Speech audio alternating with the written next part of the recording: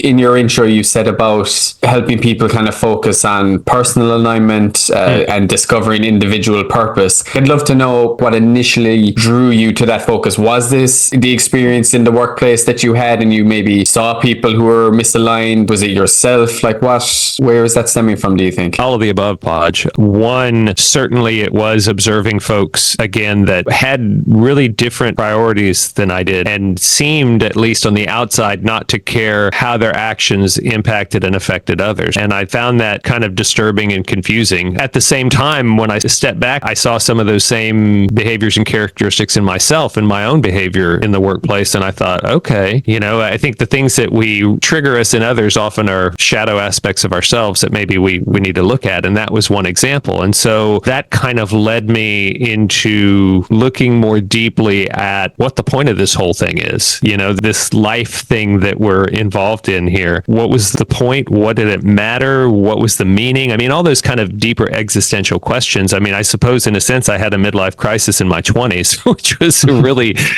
early for sure. Right. It helped me start kind of expanding my perspective into a more holistic view of my own life. And by doing that, I was able to learn what made me tick, what was important to me. And then in turn, getting into the workplace, I could kind of find ways to align those things. It wasn't always easy, but there's still ways. Whether you're in sales, you're in an act of serving your client. Whether you're in nonprofit, you're in an act of serving the constituents. Whether you're working in the tech field and you're in an act of serving the folks you lead, or any other number of ways, I was fortunate to be able to find a way to align some aspect of the work that I was doing with those deeper, more meaningful questions that I was compelled to ask. It wasn't like I went looking for them. It was an internal thing. So maybe ignorance is bliss, and maybe the experience of not having to ask those questions or ask the deeper questions is a happy life, but I haven't had that. I've had to kind of dig in there. And again, I think there's richness through that experience. Definitely. I'm just trying to think, like, maybe for some people, you obviously have a lot of introspection, right? A lot of deep thinking, but for some people that mightn't be the case for a long time. You might be just kind of caught up in day-to-day living, like earning the next paycheck to get by, and then maybe years in you realize, like what I'm doing isn't actually serving me, and there's like a dissonance there. And I think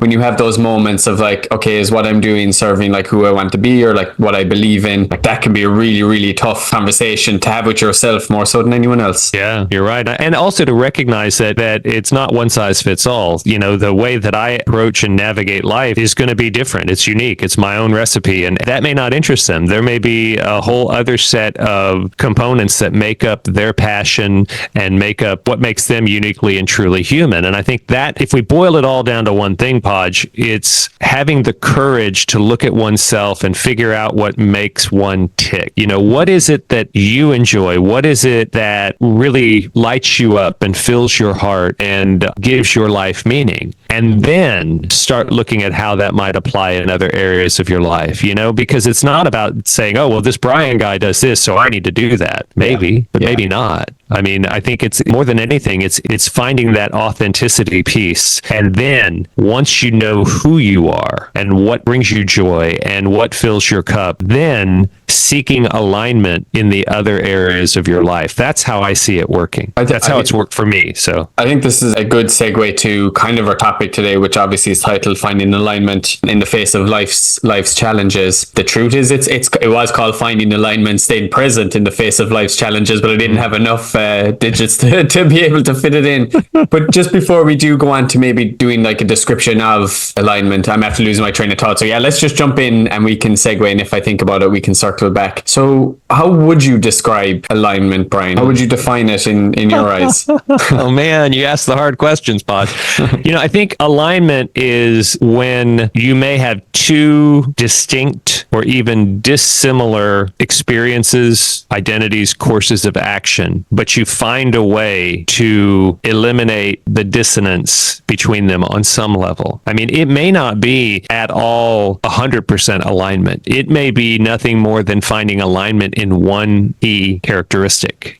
For example, maybe you're in a role where there's a lot of pressure in your job and you have performance quotas. Maybe you're in sales and you're a straight commission salesperson. So there's all that pressure, and there's certainly competition and some other less than healthy aspects to it. And you're a very compassionate, kind, and helpful person. It may be nothing more than finding one way to align the two. Perhaps in my case, it was service. It was looking at every customer that I interacted with as somebody that ultimately I was there to serve and help solve whatever their problem was. While I couldn't change any of the features of the role and the aspects of it that I found distasteful, I couldn't change any of that. And it wasn't my job to. And all I could do, though, was find one area where I could create alignment, where I could kind of take what was and find a way to bring it into coherence or congruence with an important aspect of myself. Not all of them, but one of them. And that allowed me to find satisfaction